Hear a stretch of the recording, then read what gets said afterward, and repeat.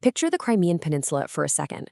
For 12 long years, ever since 2014, Russia's grip on this territory has felt, well, completely unshakable.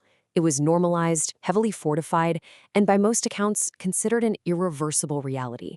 But over the last few months, a massive, seemingly impossible shift has started to unfold right under our noses. Ukraine is pulling off this tactical and geopolitical masterclass that is completely upending the status quo. And the evidence of this shift is so massive, you can literally see it from space. To really get a sense of what's happening, check out this contrast. On the left, we're looking at NASA Worldview satellite imagery from a totally normal night this past February. You can clearly see Crimea completely lit up. That's 2.5 million people living with a standard, functioning power grid. But look at the right side. Fast forward just a few months to July, and the entire peninsula is plunged into darkness. I mean, it literally looks like the Dark Ages. Cities, highways, critical infrastructure, all suddenly completely off the grid. It's a huge anomaly, and it begs a massive question.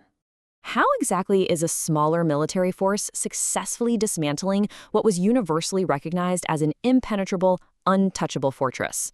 Okay, let's dive into this.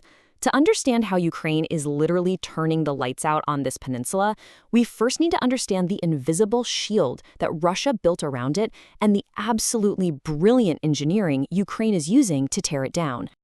So, Part 1. Breaking the invisible wall and penetrating Russia's iron grip. For the longest time, Ukrainian forces couldn't even get near Crimea, and that's because of Russia's massive, multi-layered air defense networks. We're talking about systems designed to instantly detect and vaporize anything that enters the airspace. This iron grip really relied on two main things. First, you have the Pantsir air defense systems. These are essentially massive radars attached to trucks, heavily loaded with rapid-fire missiles and machine guns. Second, and honestly, this is even more challenging, Russia peppered the occupied territories with thousands of tiny portable radars. Actually, picture a plain panel about the size of a suitcase. They just strapped these things to radio towers and building rooftops. The absolute second a Ukrainian drone took off, these tiny radars would flag it, and the Pantsir systems or Russian suicide drones would instantly swat it out of the sky. It created a complete no man's land. To beat a system like that, Ukraine basically had to throw out the rulebook on military R&D. Think about traditional military research and development. It's what you'd see at a fancy Washington, D.C. expo, right? It's highly centralized, top-down, and incredibly slow. Feedback takes literally years to reach the top brass. But look at Ukraine's approach over on the right. They took their engineers and embedded them directly with the frontline troops. They set up this rapid, highly decentralized system where individual units can literally buy and customize their own equipment on the fly, using a points-based web portal. They're iterating their tech in a matter of days, not years. It's a total game changer. And the setup brilliantly illustrates the tactical loop they built with that agile R&D. Ukraine realized pretty quickly that they couldn't permanently destroy Russia's seemingly infinite supply of air defenses. So what do? You focus on temporary surgical strikes. Step 1, hunt down and blind those tiny suitcase radars in one very specific area. Step 2, immediately flood that new temporary blind spot with a massive swarm of drones. Step 3, use that swarm to overwhelm and destroy the major Pantsir air defense trucks. By just constantly repeating this loop, they started punching temporary holes in that invisible wall, opening up the airspace just long enough to advance. Which brings us to the next phase, cutting the supply lines and starving the peninsula. See, once Ukraine cracked open that airspace, they immediately went to work cutting the supply lines and effectively starving the peninsula of its vital resources. Let's trace how fast this collapse actually happened. Back in 2018, Russia built this multi-billion-dollar 10-mile-long bridge to connect their mainland directly to Crimea. Huge deal. But in 2022, Ukraine heavily disabled it with a truck bomb. That forced Russia to move all their heavy logistics to overland highways and sea routes. Then, in June of 2024, Ukraine uses their newly opened airspace to completely shut down the main overland route. And by July 2024, they forced the abandonment of the sea route entirely. Let's look a little closer at exactly how they pulled that off. 20. That is a staggering number, right? That is the number of drone strikes Ukraine was pulling off every single day on the Novorossiya highway. This road was a 24/7 mainline artery pumping trucks, oil, and military gear right into Crimea. But by unleashing swarms of suicide drones on the road and just relentlessly blowing up the critical bridges leading into the peninsula, Ukraine forced Russian authorities to essentially close the highway to regular traffic.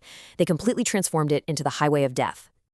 So, with the bridge damaged and the highway effectively shut down, Russia desperately pivoted to the sea. On June 30th, the Sea of Azov was just packed with hundreds of Russian ferries and supply ships trying to keep Crimea afloat. But jump over to July 11th. In less than 2 weeks, Ukraine deployed these naval drones and disabled 147 Russian ships. Just like that, the sea route was empty. It became a sort of reverse Dunkirk. Instead of evacuating, this desperate armada was trying to keep forces supplied and stranded on the shores of Crimea. But the route was just completely shut down for business. All right, moving on to a really surprising strategic twist here. The geopolitical hinge. We've just walked through this brilliant tactical dismantling of defenses and supply lines, right? But that leads us straight into a pretty glaring question. If Ukraine can't physically invade Crimea, why attack it at all? Because let's face the reality on the ground. You cannot liberate a massive peninsula using just small drones. Getting that done requires thousands of boots on the ground, fighting town by town. And Russia still has thousands of entrenched tanks guarding the land bridge into Crimea. A physical invasion right now is practically impossible. So, why spend all these precious resources systematically isolating it? Former Ukrainian Major General Viktor Yakhun hits the nail on the head here. He says, quote, "The main goal is not to capture territory at any cost, but to make its retention as difficult and expensive as possible for the enemy. This whole operation, it isn't about an immediate physical recapture. It is a masterclass in massive economic and logistical attrition.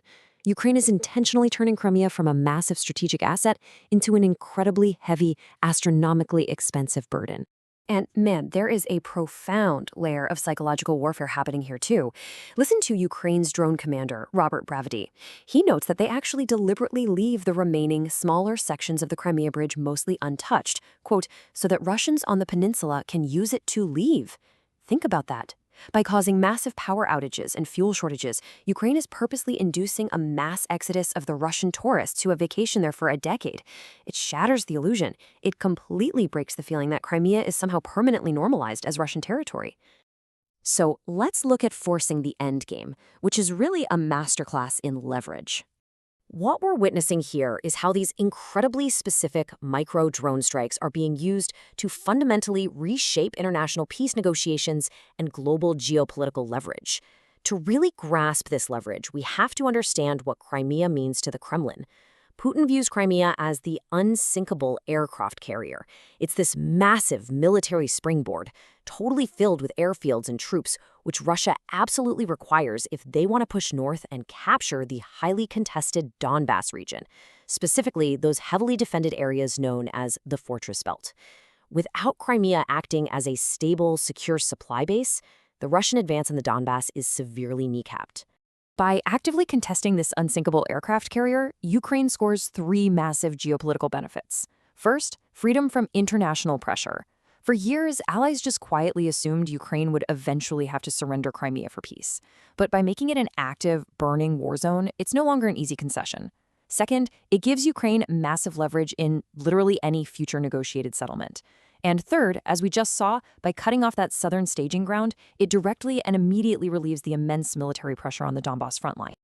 In short, Ukraine has totally flipped the script here.